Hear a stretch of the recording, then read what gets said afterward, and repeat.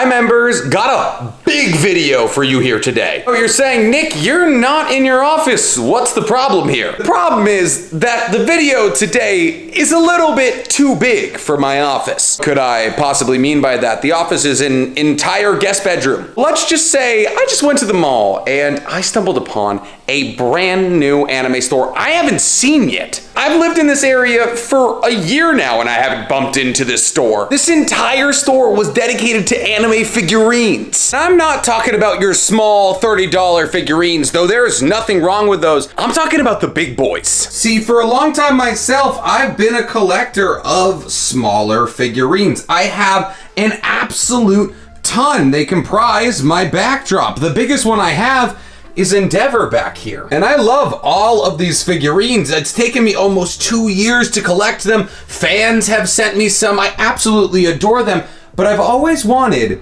something a bit bigger. And to say that I went a bit bigger is an understatement. Because I bought 2 of the biggest figurines I've ever seen. We got this one, which is the smaller of the 2, and then there's this one. All in all, they cost me $1,000. This one was about $240, and this one was $700. And honestly, I think I got a fair price for them. But what do you think, good sir? Do you think that $1,000 could have been better spent? What did I get and why am I still talking? Let's find out. So it seemed fitting to build these new biggest figurines in front of my existing figurines. I just realized you can see my feet. I'm going to put socks on. Not in this economy. Neutron has decided I'm not working right here. We're gonna have to vacate the premise, sir. Excuse me. All right, that's one. Sir, excuse me. I told you to vacate. And 2, this thing is huge. You're my most expensive statue. All my other statues don't have medical bills. Look at him, he's an absolute hound for the camera, just like your father. I'm gonna have to get his bed. I gotta put his bed somewhere else in the room. Otherwise, he's gonna be front stage this whole time. God, look at these shoulders. Without further ado, let's get into cracking into these. I had to put Neutron in the corner. I mean, it's fairly obvious. We gotta start with the smaller one first. I mean, this right here, while it looks enticing, that's what keeps you here till the end of the video. Luckily for me, I always keep a steak knife on my desk for opening figurines. I guess technically these are statues. All right, enough preamble. Let's get into this little guy right here. Even though little kind of feels like a stretch. I mean, look at the size of this box. It's as tall as my chest sitting down. The store did an incredible job packaging these. I mean, they had to break them down because I bought the displays. They didn't have backstock of either of these figurines. So I watched them break it all down. Problem is, they said both of these figurines very hard to build. So they were like, hey man, maybe you're gonna wanna watch a YouTube video on how to do this. But you know me, I built Lego sets without the guides. I should be okay. All right, gotta be careful. This figurine did cost almost $300, so let's maybe slide that out slowly. It's a box in a box. All right, apparently it was upside down. This is a little hint as to what this figurine might be. I don't know if you can see that, but if you can, it's a little hint. Now, we got the styrofoam within the box. So I don't know if you guys have ever seen resin statues get unpacked, and I'm gonna use resin statues and figurines interchangeably. If you don't like that, well, there's plenty of other unboxing videos out there. But if you've never seen a resin statue get unboxed, then you don't know that they come in these huge styrofoam slabs, and there's a couple different levels to this. So yes, we have the box. We're gonna throw that to the side for the moment. There's a couple different levels in here. You know, they can't get all the parts in exactly one level. So each one of these styrofoam levels is gonna have a different layer of parts. Okay, so we just got our first level of styrofoam off. So we're now looking at our first layer of parts here. It's kind of like the base area. But like I said, a lot of moving parts in this statue. So this might take a minute. Okay, so fortunately for me, there's actually only 2 layers of parts on this first figurine, statue, whatever you want to call it. This is our second layer right here. And you can probably see what we're dealing with if you got a sharp eye. I gotta turn the AC on, bro. I'm sweating. Okay, while this statue does have a lot of moving parts, it does seem to have a relatively cohesive formula of ways you should approach this. So this is what we got as a base here. We got this circular little disc, and that's gonna be important in a second. So, on the base, there's a little tab right here. I don't know if you can see that. See that little tab? That little tab is gonna slide in to our backdrop. Boom. Now we got a backdrop for our main character here to stand on. Sorry, I realized I had no light on before. You should get a better look now. I just realized I was doing this entire thing upside down. This is the backdrop. This is the bottom. So we just got an additional piece in there, something you might call a Bata Shiva. And to some Naruto buffs out there, this statue might be taking a little bit of a form for you. Guess who's back? He's decided to take a backseat role this time though. So by now the shape of this should look very familiar to you. This is Hashirama's True Thousand Hands.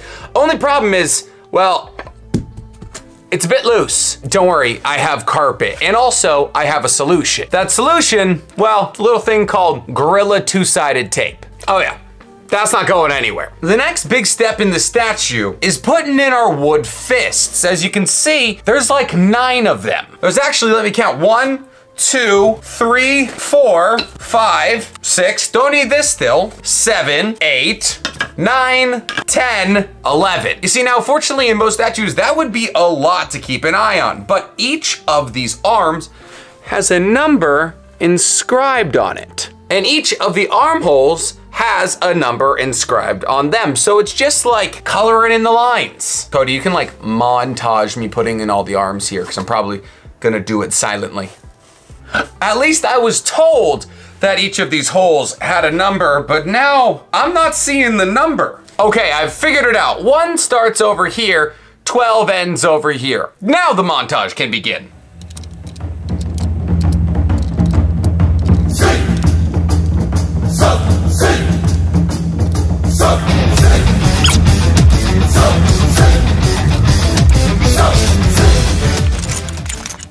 Okay, you know what? We'll check back in when this is done. Ooh, that took me significantly longer than I would like to admit, if I'm being real. I felt like a child trying to figure out the block game where you had to put different shaped objects into the bucket, but look at that. Those arms look incredible, dude. Next up, we have a couple of minor touches. We got a little explosion we gotta put right about here to give that one closest arm a little explosion. And then I would say it's time for our main character of this piece, Hashirama Senju, except, oh no! Hashirama looks a bit different. It's Pikachu! But this Pikachu doesn't come with a Pokeball.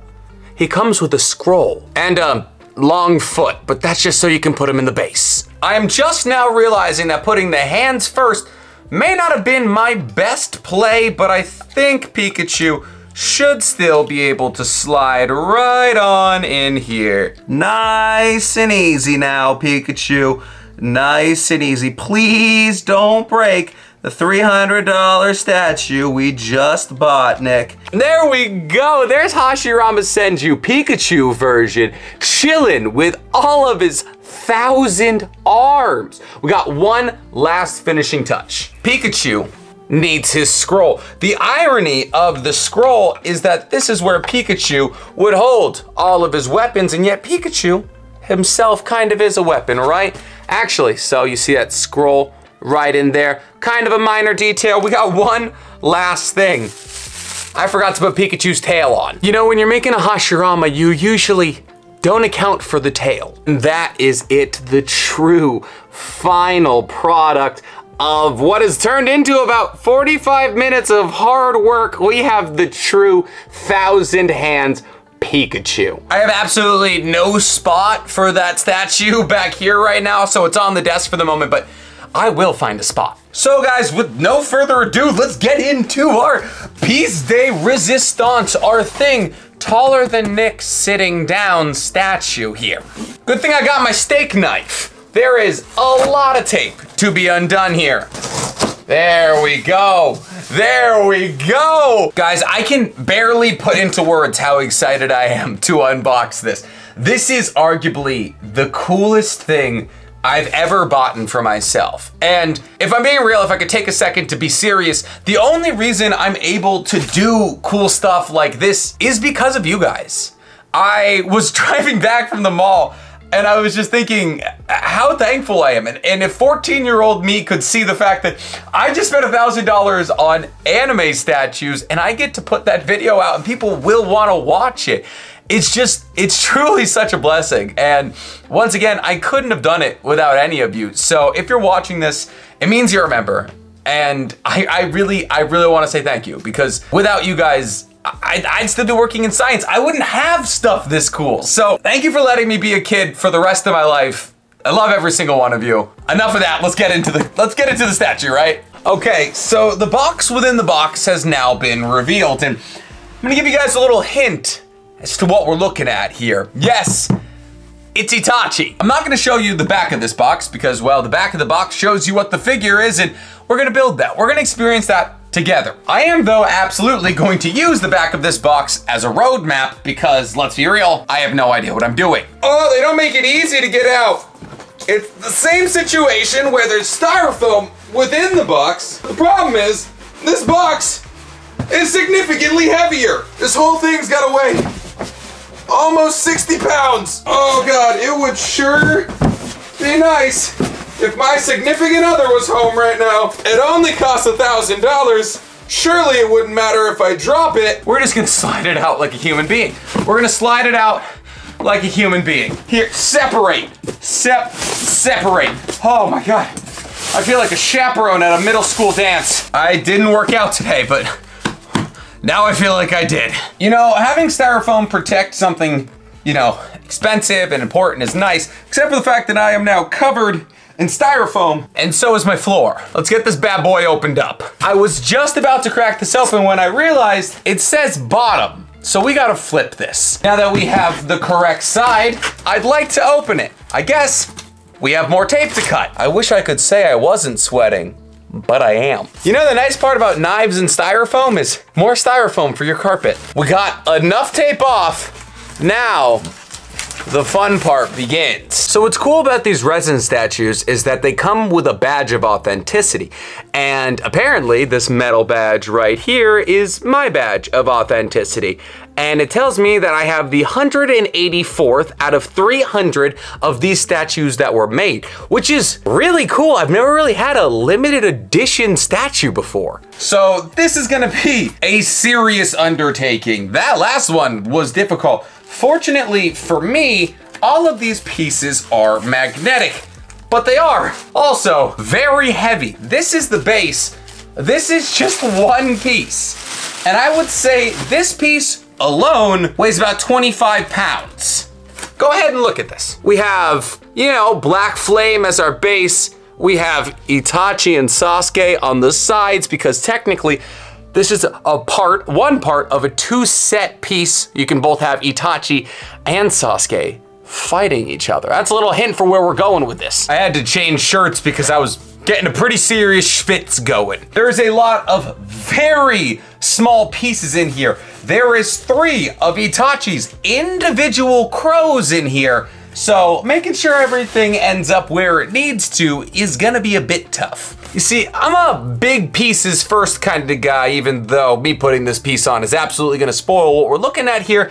But then again, what did you think was happening when you saw a big orange spine sticking out of the ground? I am gonna slap this, which is very clearly the top of Itachi Susanoo, onto this here figure. Like I said earlier, fortunately for me, this statue is magnetic, so that's gonna hold on there pretty nicely. So as you see, we got a spine sticking out of the ground. We got a head, but we're missing a lot of other things. Well, the head fell off the spine. It seems like I put it on a bit early, so let's get some other pieces on there before we go for the head. Most importantly, let's get this arm on there. And if I do say so myself, has Itachi Susanoo been hitting the gym? Speaking of hitting the gym, lifting up these statues to put these pieces in is a workout in itself. Not one that I would recommend. It's an expensive gym membership, but oh my goodness, each of these pieces must weigh about 5 pounds each. Okay, this is what we're looking at right here. We got Itachi's arm. Actually, we got 2 of Itachi's arms sticking out. I gotta put one more hand, a couple swords in there, and a head, and we should have a balanced statue. Let's get that head on there and see if this arm has balanced it out at all. All right, It's a little back heavy. As you can see, it's gonna wanna lean this way, but this is what we got thus far. 2 arms, a head, and a base. Looks like we gotta get a little weight up here in the front if we don't want this thing falling back like that. Now, this Susanoo's got a rib cage, and each of those rib pieces is an individual piece that needs to be clicked into the spine there. So let me show you. So I got this rib piece, right? And it's got a magnet on the end. So I have to click that in there like that, and then boom. We got 2 ribs protecting Itachi. And once you're done, oh my goodness, putting each of those 4 ribs in, you got a Susanoo with a full rib cage. Now, I would say this hand right here looks a bit empty. Looks like it should be holding something in this absolutely ripped bicep-tricep combination. And the thing that it's missing is the thing I like talking about the most on this page, the sword of Totsuka, aka the sword that when stabbed with will seal you in the realm of what? That's right, drunken dreams. Now, this sword, unlike in the anime, comes in 2 pieces here. We got the top part, I guess you could call it the pommel that is gonna get attached in right there. And then there's the bottom part, which is the sword itself. Pretty cool. Looks like it's made of fire. It's actually really awesome. It was pretty much the thing that sold me on getting this. Here, I gotta spin that. Perfect. And just like that, Itachi Susanoo is armed with a big, old, and very heavy sword. Now, there's a couple more minor details we gotta slap onto this here Susanoo before we get around to putting Itachi himself in the ribcage. Listen, I have so much respect for people who do this as their whole content. This is hard. One of the things we need to do is attach a couple of, you know, flame accentuations to the Susanoo here. So one is right about here. I gotta get to the other side of it. I have to hold the head because it's now fallen off on me 3 separate times. I don't know how I'm going to secure it. Maybe I'll just make sure nobody ever touches it and hope it all sticks together forever. So as you can see right about here, we have that little accentuation of the flame. There's also the all-important Susanoo horn. See, every Susanoo technically has horns. Itachi's only ever got 1 because it's technically a non-complete Susanoo. Hold it all together. That could also be because he technically had really good intentions with his Susanoo. That's why his Susanoo is actually a light color, because he was a very pure soul. So the purer your soul is, the lighter your Susanoo is, which is why his is arguably the brightest we've ever seen outside of maybe Kakashi's. See, something that was really awesome is that the store was actually very upfront with me about the price of this statue. Technically, it was cheaper than it was supposed to be because they pointed out to me on the hand, this finger right here had technically snapped off and they glued it back on. And I never would have noticed that. I simply wouldn't have. I'm not an attentive person to detail. So the fact that they pointed it out and the fact that they marked it down because of that, it really gave me a lot of faith in the store. They were really nice. They were really open they were really open about it, and it was a pretty big discount as well.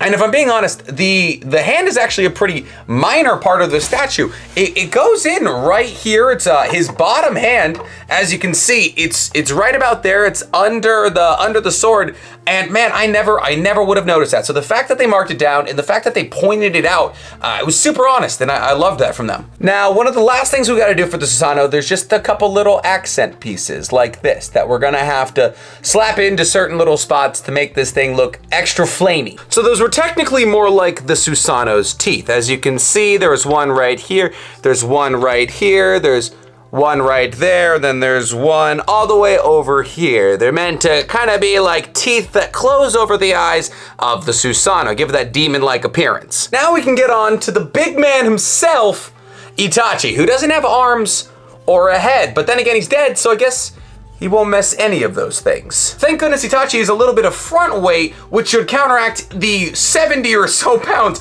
of backwards weight that this statue has. Fine, I guess we can give Itachi arms. Luckily, the arms are pretty easy to figure out because if you know how thumbs work, you can figure out which arm goes to which. So as we can see with Itachi, we got him in a jutsu casting formation with the 2 fingers up. We got the cape flowing behind him. It's gorgeous. And with the addition of the head, Itachi is in there and ready to go. The detail on his face is incredible. The only thing we gotta do now is add some crows. Guys, the crows have been officially added, which means that statue is done.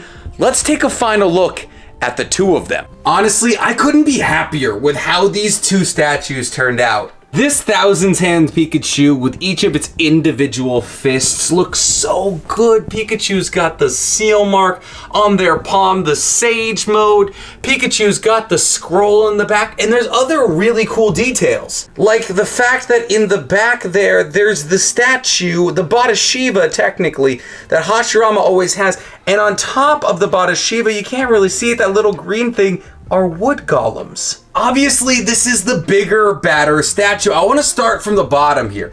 We see Itachi on top of the telephone pole with the moon behind him.